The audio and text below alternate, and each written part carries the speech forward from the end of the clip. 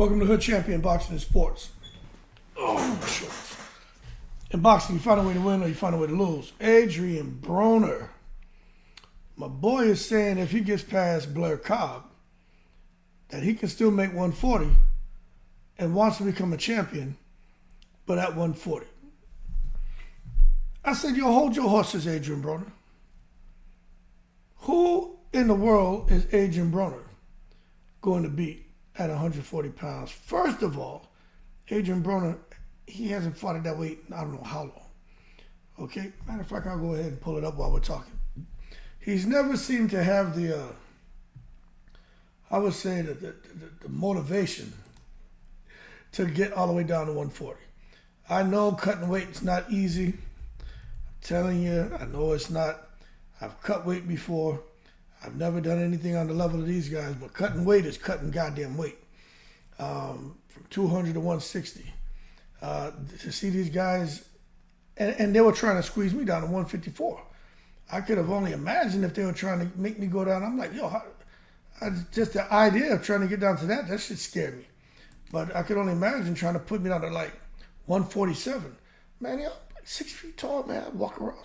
That time I was walking around 205, 208. Big, strong guy, you know what I'm saying? But the idea of these guys struggling with this 1 pound, half a pound, you know what I'm saying? Killing yourself to get down to a weight. I can understand why Adrien Broner hasn't got down there. So I'm taking a look right here. Matter of fact, I might as well share this with you, right? This is Adrien Broner. Okay. Now, this is showing you what he weighed in at. So in 2016, Adrien Broner, he fought Ashley Theophane. Okay, and that's where you saw it was around the 140-pound mark. Then Porter was, 143. Then Khabib, Alakradiev, I probably pronounced his name wrong, but it is what it is. 140-pound mark. He was a little bit over 140 for Theophane. Then you saw 146. Got down to 140 in 2017 against Mikey Garcia. Then after that, Jesse Vargas in 2018, 144. Manny Pacquiao, 146. Santiago, 146. Hutchinson, 147. So you can take a look and see that Adrien Broner, in his last few years, like trying to get down to 140, just wasn't easy for him. It just wasn't easy. Okay? But now when you talk about Adrien Broner possibly, if first he has to get past Blair the Flair Cob. I just have a feeling Blair the Flair is going to beat him. I just really think he's going to beat Adrien Broner. But if Adrien Broner being in camp with Gervonta Davis, maybe they're able to recapture some of his glory days, and Adrien Broner can put on a top-notch performance and go in there and I would say shock the boxing world and beat a live dog in Blair Cob. Blair Cob can fight. He's not with Freddie Roach any longer, which is unfortunate for him, but Blair Cob was fighting Roach. He looked really good, but Roach started putting the bing-bings on him. Then he came and he beat Maurice Hooker. He looked very good in that fight. But Blair Cob can be a little wild at times, but we just got to see, if Adrien Broner can really get in there and do the business. Now, that being said, we start talking about 140 pounds, right? Because this is what Broner's saying. Broner's saying he wants to go down to 140 and pick up a title. But let's just hold our horses and not take it to the stupid just because we like AB. And let's really take a look at what Adrien Broner has to try to get through. First of all, this is the ring rack and stack, the top dog, and then the 1 through 10. Because you see Adrien Broner, right? Now, the thing is, when you're asking yourself this, you'll be real with yourself, right? I like Adrien Broner. Adrien Broner, there was a point in time, I don't think nobody would have beat him. That's how talented he was.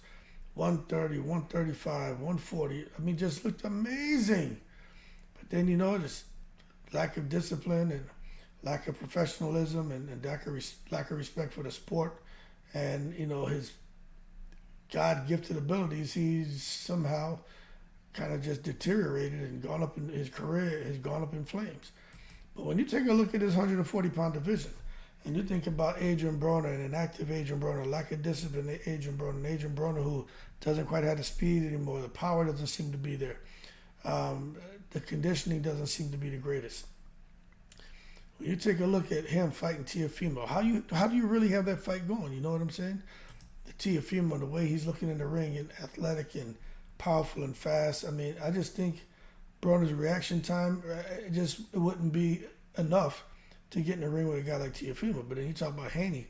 Maybe that fight's a little more competitive now that we've seen that Haney got the hell beat out of him by Ryan Garcia. But at the same time, I can see Haney just staying behind his jab and jabbing himself to a victory. Taylor's not in the weight division anymore, so forget about him. Matias, I mean, come on now. Adrien Broner has that similar style to Canelo and Pitbull Cruz, where it's just going to be a high guard. The difference is those guys, their timing is still there, their explosiveness, their speed, and counter-punching ability is still there. Broner's isn't. So I don't think he would do very well against Matias. But you never seen Broner get knocked out. So you just never know. But I just can't see him beating Matias. Ramirez may be an all right fight for him, but I just don't think he's going to have the work rate necessary. Him and Regis Prograis is a good fight. I think he should go down to 140 and fight Regis Prograis. I know he wants a title. There's no title there, but I could see him fighting Regis Prograis. Right? Then Hitchens, it looks like if you hit Hitchens a couple of hard times, he's going to go into a cocoon and refuse to come out and turn back into the boxing butterfly. Catterall, I don't really know about that guy. Antoine Russell, I don't think Broner messes with him. Sandor Martin will outbox Adrien Broner. Be a boring fight, but he'll outbox him. And then when you come down here, you take a look at guys with the title. Teofimo, Subriel, Devin Haney, then Ismael Barroso, Pitbull Cruz. Boy, I would hate to see AB get in the ring with Ismael Barroso and Barroso put the bing-bings on him. But other than that, when you really look at all the names, especially the big names, because for Adrien Broner to go down to 140, you know, he's going to want to fight for a title or going to want to fight a big name. He's going to want big money. And I don't know. I just think Adrien Broner is a whole lot of talk. I think deep down, he wants to do things, but if he doesn't have to do it, he's not going to do it. And I think you look at him and the point that he's at and the money he's made. I don't know how much money he still has. I don't know if he's broke. But what I'll tell you is, if it's something he doesn't have to do, he doesn't seem to be, have the desire to want to go and force a situation. That being said, what do you think about Adrien Broner going forward? But since we're talking about it, my question is, what's the best bet for Adrien Broner? You know what I'm saying? We keep talking about he wants to fight at 140. His power can't really help him out at 147 pounds. I think Adrien Broner's in a bad situation. Best bet is probably Regis Prograis right now, and maybe even Devin Haney, but at 140. They're coming up here trying to mess with these killers. This Adrien Broner, I don't even think would make it to the finish line. The Adrien Broner before, even in a loss, he would have made it to the finish line. But this Adrien Broner right here, he doesn't get to the finish line. That being said, y'all keep cool. Adrien Broner's next fight is Blair Cob. After that, he's trying to get down to 140. He wants to pick up a title. But my thing is, realistically, who the hell can he fight and get a victory at 140? He got to first, get past himself and get down to 140 pounds. So I don't even think he makes it to the bout against, somebody down there. That being said, y'all keep cool. I'm in the breeze.